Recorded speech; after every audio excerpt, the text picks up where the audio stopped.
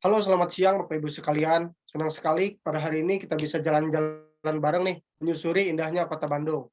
Pertama-tama, perkenalkan saya di sini Sadewa selaku moderator dalam tur ini. Nah, tur kita kali ini akan dipandu oleh tour guide yang hebat nih, yaitu Teh Shiva. Mungkin saya langsung saja serahkan kepada Teh Shiva untuk memulai turnya. Silahkan Teh Shiva. Baik, terima kasih Kang Dewa telah memberikan kesempatan kepada saya untuk dapat membantu acara virtual tour pada kali ini. Sebelumnya perkenalkan, nama saya Syifa Fiainisah Anugrah yang akan memandu para wisatawan sekalian pada tour kali ini. Oke, baik. Yang pertama itu wisatawan akan berkumpul di titik 0 km Bandung. Dapat dilihat dari layar bahwa titik 0 km Kota Bandung ini berada di Jalan Asia Afrika, tepatnya di depan Gedung Dinas Bina Marga dan Penataan Ruang Provinsi Jawa Barat, yang ditandai dengan terpanjangnya lokomotif yang super elegan.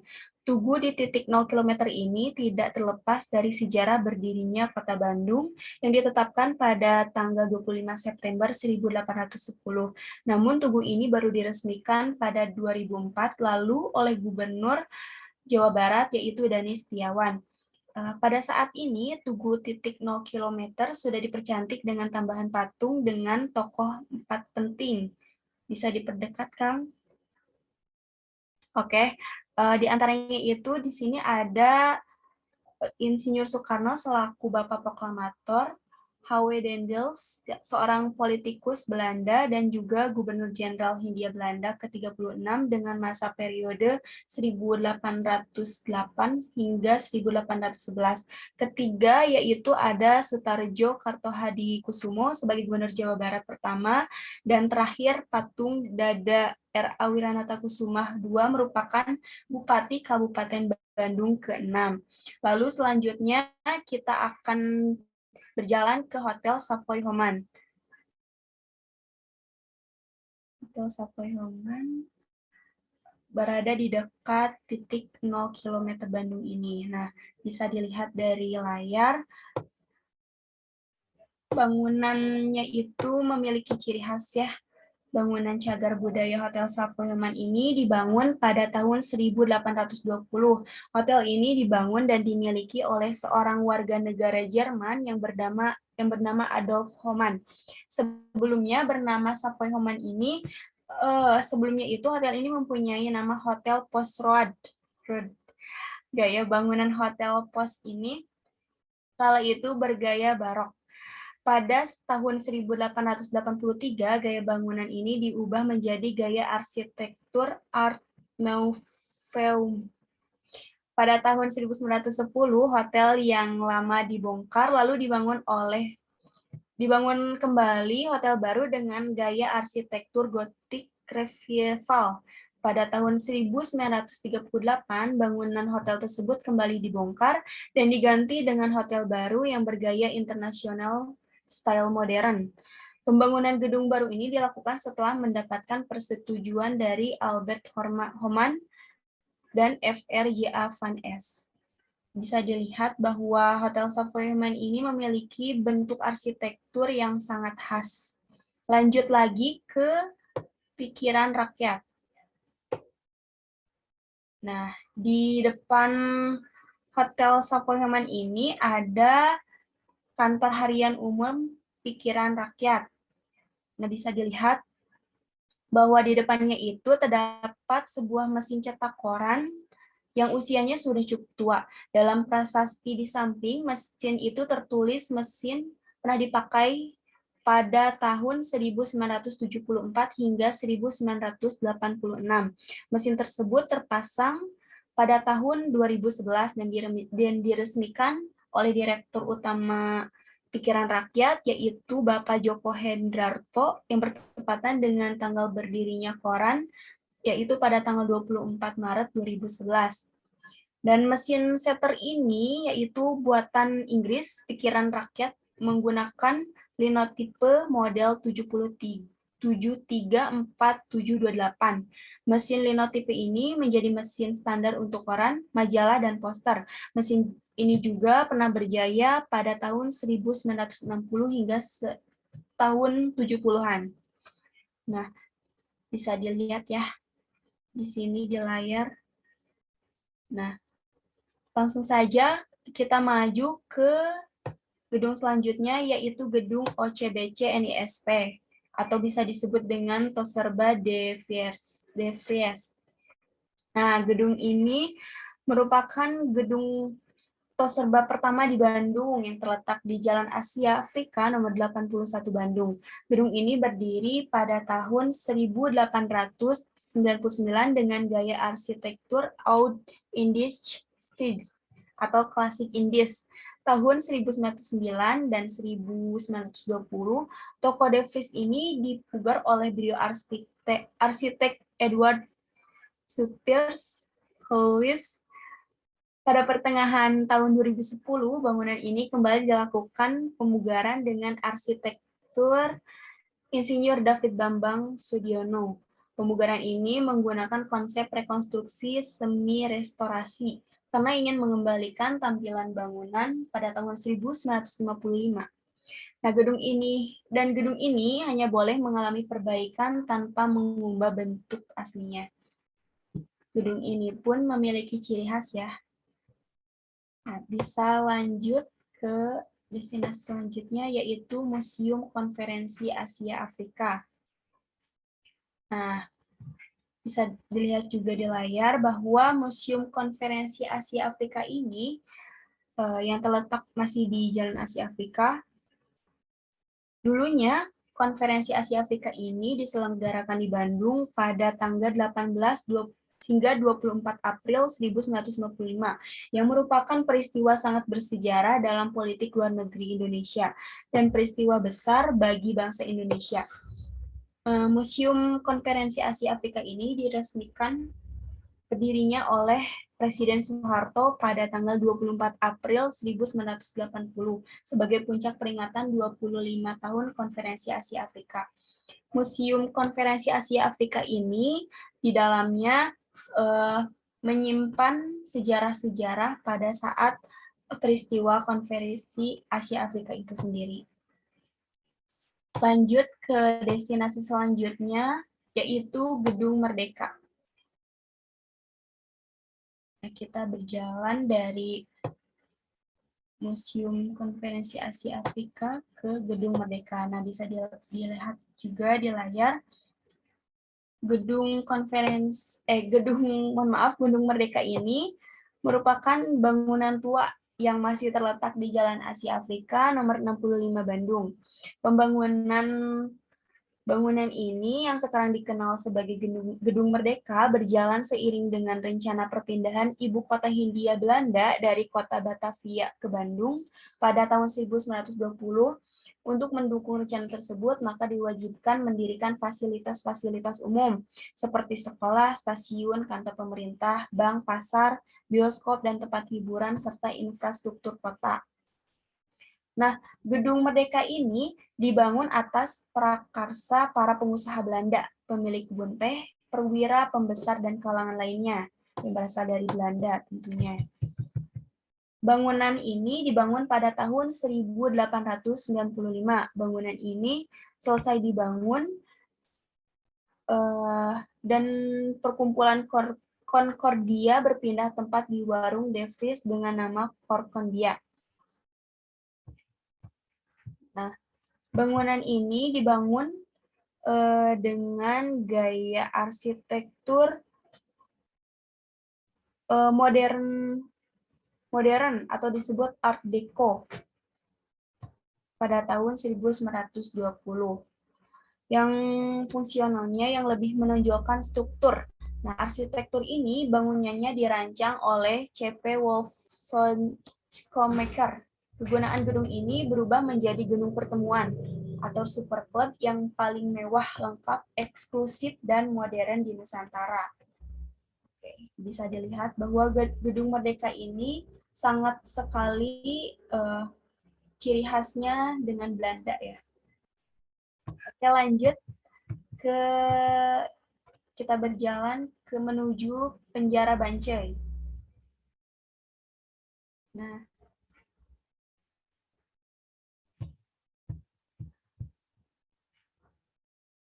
oke.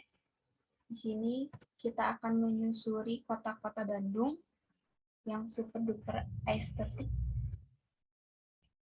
Di sini ada ini sebagai ikonik kota Bandung yang sering dipakai sebagai foto-foto oleh wisatawan.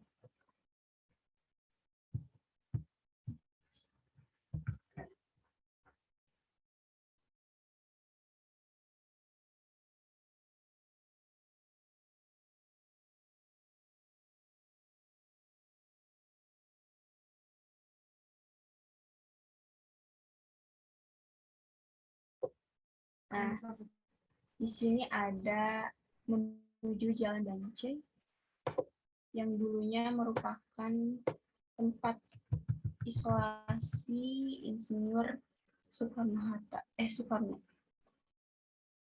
Nah, disinilah tempat penjara Bancai. Nah, di sini itu terdapat tugu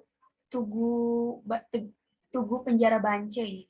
Nah, penjara Bancai ini terletak di Jalan Bancai, Braga, Kecamatan Sumur, Bandung. Tempatnya memang agak tersembunyi di antara kepungan ruko-ruko yang sudah vakum alias tidak beraktivitas lagi. Penjara Bancai ini sangat dekat dengan alun-alun Bandung. Nah, penjara Bancai ini sangat identik dengan presiden pertama, yaitu Soekarno, yang saat itu menjadi aktivis PNI atau Partai Nasional Indonesia, yang dulunya ditangkap Belanda dan dijebloskan ke penjara ini pada bulan Desember 1929. Makanya penjara ini pun hingga sekarang sampai identik namanya dengan Soekarno. Penjara ini berukuran 2,1 kali 1,5 meter. Nah, di situ hanya ada barang replika papan kecil beralaskan tikar anyam dan teko dan gelas serta baskom untuk membuang air kecil. Juga beberapa foto Soekarno. Nah, di sekitar penjara ini pun terdapat sedikit penjelasan mengenai sejarah Soekarno, dan di belakang penjara pun terdapat patung Soekarno yang sedang duduk sambil memegang buku dan pena bercat perunggu. Nah, ini adalah penjara Bancai. Boleh maju lagi, Kang? Nah,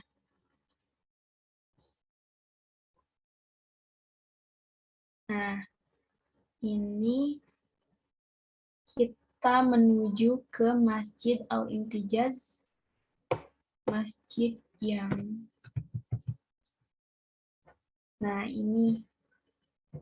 ini masjid yang ciri khasnya dengan Cina. Masjid Al-Intijaz ini merupakan salah satu masjid di kota Bandung yang memiliki gaya arsitektur Tiongkok. Arsitektur Tiongkok ini memiliki ciri khas oriental yang kental. Tentu saja dengan perpaduan dominan warna kuning, emas, dan merah, sementara atap masjid itu berbentuk lengkung. Nah, dalam arsitek Cina ini, atap itu disebut atap pelana sejajar gavel. Nuansa Tiongkok ini semakin kental dengan adanya hiasan lampion berwarna merah, terlihat bergelantungan di bagian luar dan dalam masjid. Nah, bisa dilihat. Nah, masjid ini diresmikan pada tanggal 6 Agustus 2010 dengan kapasitas 200 jamaah. Terdapat di Jalan ABC nomor 8 Bancai, Bandung. Nah, dulunya masjid ini dibangun untuk menyatukan komunitas-komunitas Tionghoa Muslim yang ada di kota Bandung. Nah, bisa dilihat, ini adalah Masjid Al-Intijaz. Boleh langsung ke destinasi selanjutnya, yaitu Bank Indonesia.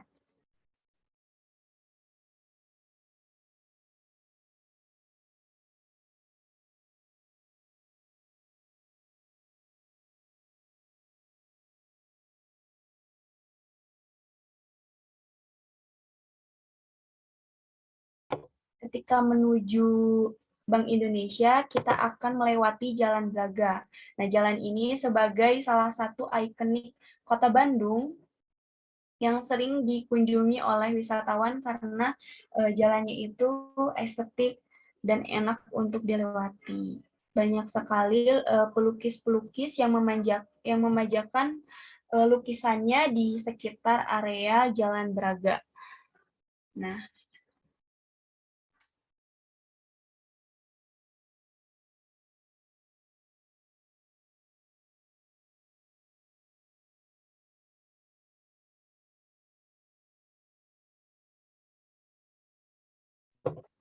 Iya, Teh mau nanya.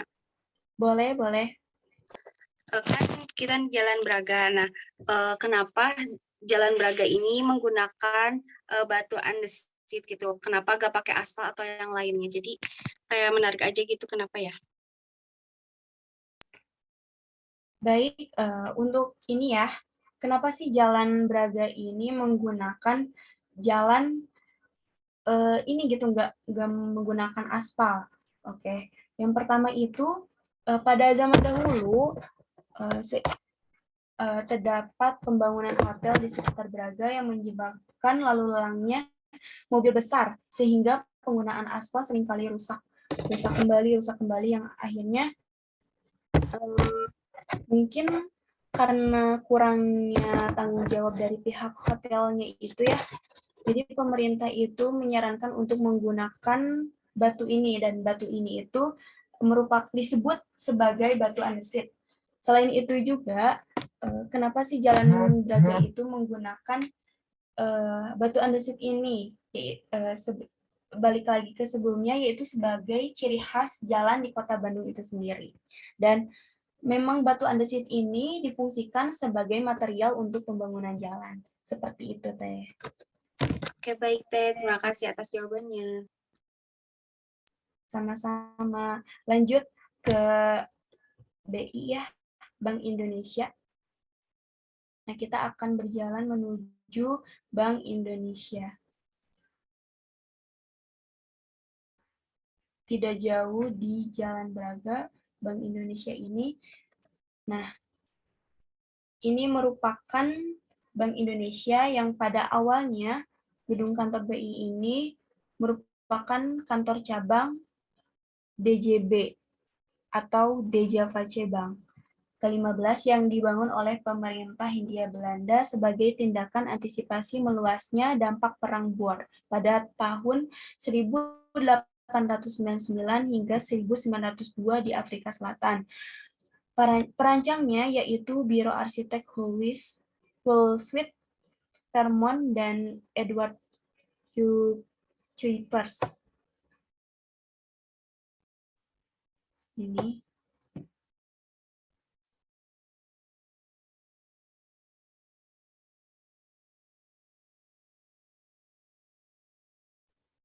gaya arsitekturnya itu sangat mewah, ya bisa dilihat di sekitarannya. Nah, boleh langsung lanjut ke destinasi selanjutnya.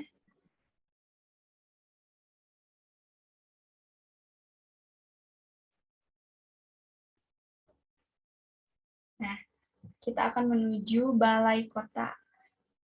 Balai Kota Bandung ini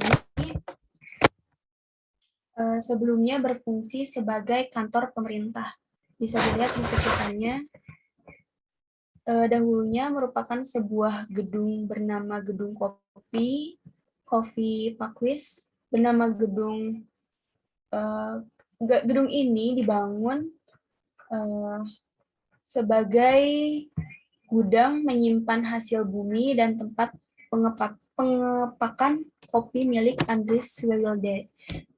Wilde tercatat sebagai tuan tanah pertama di Priangan pada tahun 1812. Gudang kopi ini dibangun saat perkebunan kopi di Priangan berkembang pada abad ke-18. Gudang kopi ini merupakan satu dari 8 gedung tembok bangun di Bandung. Gedung tembok baru di Bandung.